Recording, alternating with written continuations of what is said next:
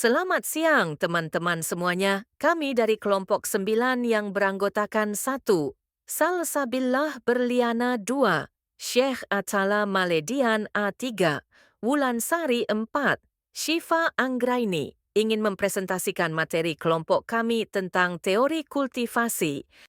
Pertama kali Gerbner menggunakan istilah kultivasi pada 1969, namun teori kultivasi sebagai teori yang khas dan kuat, yang belum pernah muncul selama beberapa tahun. Teori ini berkembang dari waktu ke waktu melalui serangkaian langkah metodologis dan teoritis oleh Gerbner dan koleganya, dan semacamnya merefleksikan perkembangan itu.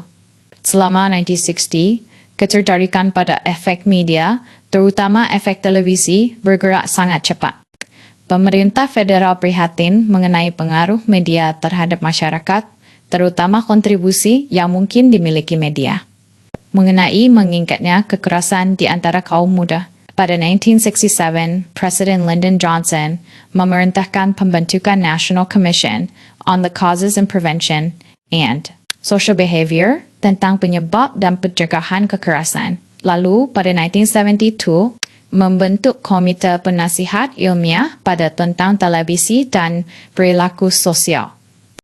Tugas Gerbner adalah memproduksi Indeks Kekerasan Violence Index tahunan, analisis materi tahunan terhadap program pada jam utama untuk mengukur jumlah kekerasan yang disajikan.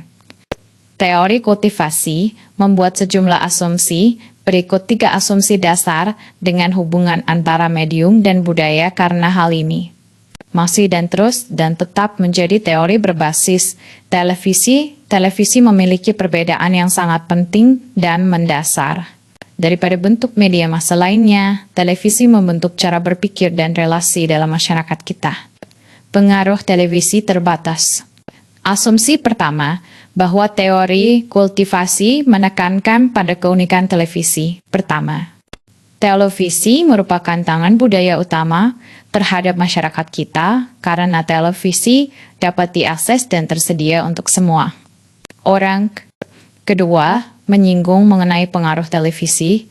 Gerbner dan Gross 1972 berkomentar bahwa isi dari kesadaran yang dibudidaya oleh televisi bukanlah sikap dan opini yang spesifik, namun lebih sebagai asumsi dasar mengenai fakta kehidupan dan standar penilaian.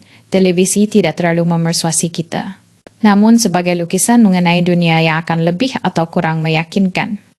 Ketiga, teori kultivasi menyatakan bahwa efek televisi itu terbatas. Analogi zaman is H analogi menyatakan bahwa televisi tidak memiliki pengaruh tunggal, namun memengaruhi audiens melalui efek terbatas yang stabil. Teori kultivasi yang dikembangkan oleh George Gerbner menempati posisi penting dalam pemikiran komunikasi kontemporer sebagai salah satu teori kritis.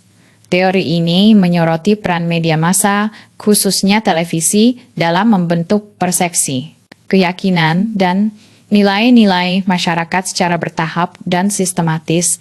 Gerbner berpendapat bahwa televisi masa kini tidak hanya menjadi sumber informasi, tetapi juga menjadi alat utama dalam membentuk realitas sosial masyarakat. Melalui proses kultivasi, media massa dianggap mampu mengaburkan batas antara realitas tradisional dan realitas yang dibangun media, sehingga masyarakat cenderung menerima gambaran dunia yang disajikan media sebagai kenyataan. Teori ini juga menekankan bahwa proses pembentukan realitas sosial oleh media berlangsung dalam jangka panjang dan berkesinambungan, serta dapat mempengaruhi ideologi dan pola pikir masyarakat. Dengan demikian, teori kultivasi memandang media, terutama televisi, sebagai aktor utama dalam membentuk dan mengarahkan persepsi kolektif masyarakat mengenai realitas sosial mereka secara keseluruhan. Proses dan produk teori kultivasi. Mainstreaming adalah audiens yang menerima dominasi budaya yang mirip terhadap hal yang digambarkan media, meskipun berbeda dengan realitanya. Resonansi Resonansi adalah ketika perilaku audiens di kehidupan nyata sejalan dengan realitas yang digambarkan pada media. Afek sistem pertama mengacu pada fakta pembelajaran, misalnya berapa jumlah pernikahan yang berakhir dengan perceraian. For efek sistem kedua menyangkut hipotesis mengenai masalah dan asumsi yang umum.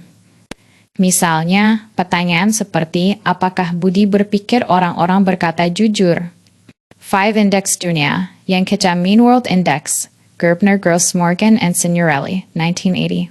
Terdiri dari seri 3 pertanyaan sebagai berikut. 1. Kebanyakan orang menjaga harga dirinya. 2. Anda tidak bisa terlalu berhati-hati dengan orang-orang lain. 3. Kebanyakan orang akan mengambil keuntungan dari Anda.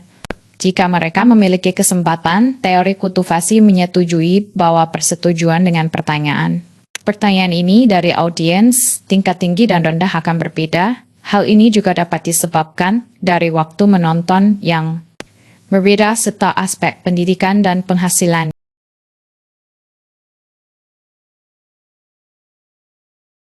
Teori kultivasi yang dikembangkan oleh Gerbner dan koleganya menyoroti peran penting televisi sebagai pembentuk cara pandang masyarakat. Teori ini menjelaskan bagaimana kebiasaan menonton televisi dapat membentuk persepsi tentang realitas sosial. Penelitian oleh Bryan dan Miron 2004 menunjukkan bahwa teori ini sangat berpengaruh dalam studi komunikasi massa. Menempati peringkat ketiga dalam jumlah kutipan sejak 1956. Integrasi teori kultivasi. Tradisi komunikasi, retoris, semiotik, fenomenologis, cybernetikam, sosiopsikologis, sosiokultural, kritis. Konteks komunikasi, intrapersonal, interpersonal, kelompok kecil, organisasi, publik, massa media, kultural. Pendekatan untuk mengetahui, positivistik, empiris, interpretif hermeneutika, kritis. Kriteria evaluasi teori, ruang lingkup. Konsistensi logis, parsimoni kesederhanaan teori, utilitas kegunaan, kemampuan uji, heurism mampu memunculkan penelitian baru, uji waktu ketahanan terhadap perkembangan zaman. Cukup sekian dari kelompok, kami kurang lebihnya mohon maaf, terima kasih.